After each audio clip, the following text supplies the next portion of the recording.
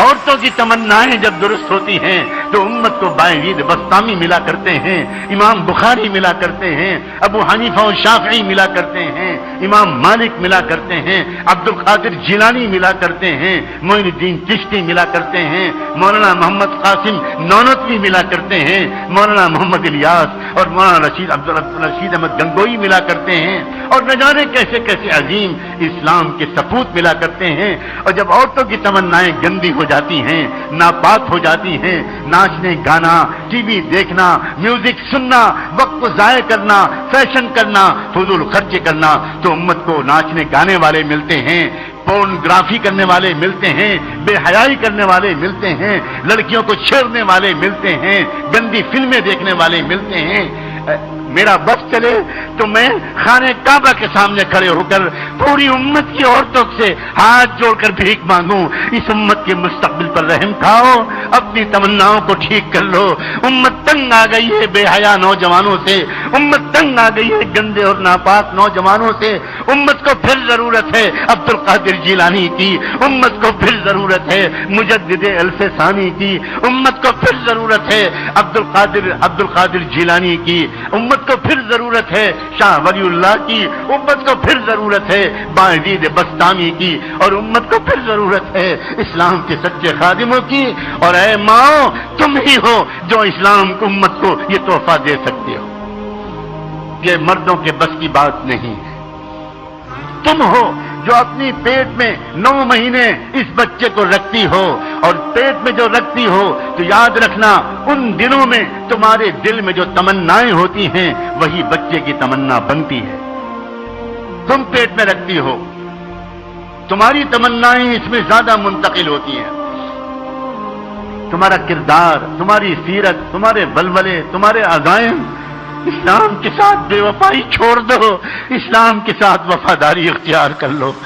اسلام ڈھونڈ رہا ہے، ہزاروں میل کے فاصلے پر کوئی ایک وفادار امتی نہیں مل پا رہا ہے اسلام کو۔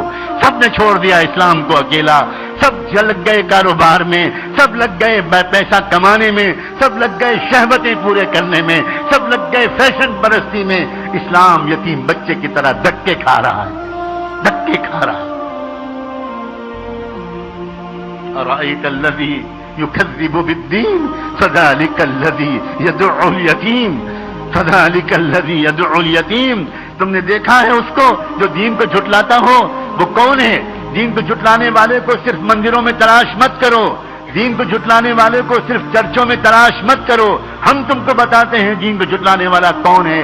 فذلك الذي يدعو اليتيم، وہی ہے جو یتیم بچے کو دھکا دیتا ہے۔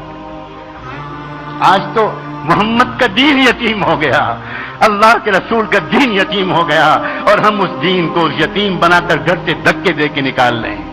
شادی کے موقع پر اس دین کو نکال دیا جاتا ہے، سنتوں کو نکال دیا جاتا ہے۔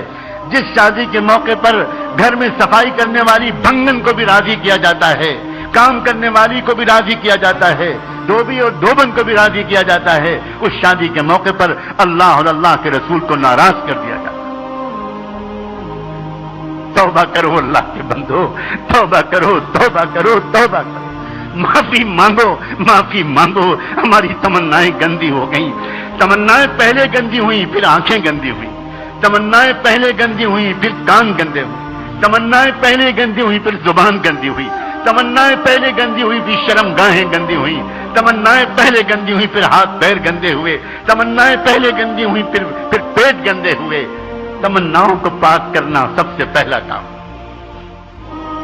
تمنا پاک کی تھی فرعون کی بیوی نے، تو اللہ نے اس کو ساری دنیا کے ایمان والوں کے لیے آئیڈیل بنا دیا۔ تمنا پاک کی تھی ایک عمران علیہ السلام کی بیوہ نے، تو اللہ نے ان کے ذریعے سے امت کو 2 نبی عطا فرمائے۔ پہلے امت کی پاکیزہ تمناؤں کے نتیجے میں نبی ملا کرتے تھے، اور اب محمد الرسول اللہ پر نبوت کے سلسلے کو مکمل کر دینے کے بعد اب امت کو ان پاکیزہ تمناؤں کے نتیجے میں اولیاء ملا کرتے تھے۔ کیا ہم اس دور میں آ گئے ہیں کہ اب ولی بھی ملنا بند ہو گئے، بند ہو گئے، بند ہو؟ اللہ، آپ کے خزانے میں تو کوئی کمی نہیں، آپ نہیں بدلے، ہم بدل گئے، ہم بدل گئے۔ ایک شیطان صفت ماں باپ کی اولاد کیسے ولی بن جائے، کیسے ولی بن جائے؟ ماں باپ تہجد نہیں پڑھتے، بچے فرض نماز کیسے پڑھیں؟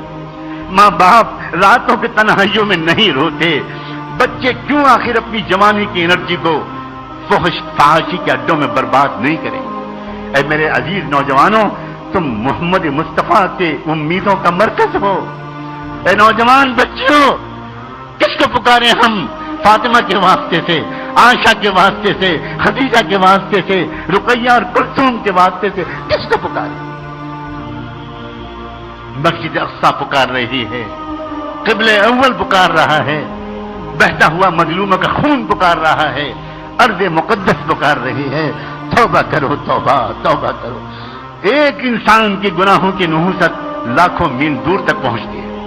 دوستوں، اس ویڈیو کو ایک لائک اور تمام لوگوں کو شیئر ضرور کیجیے گا۔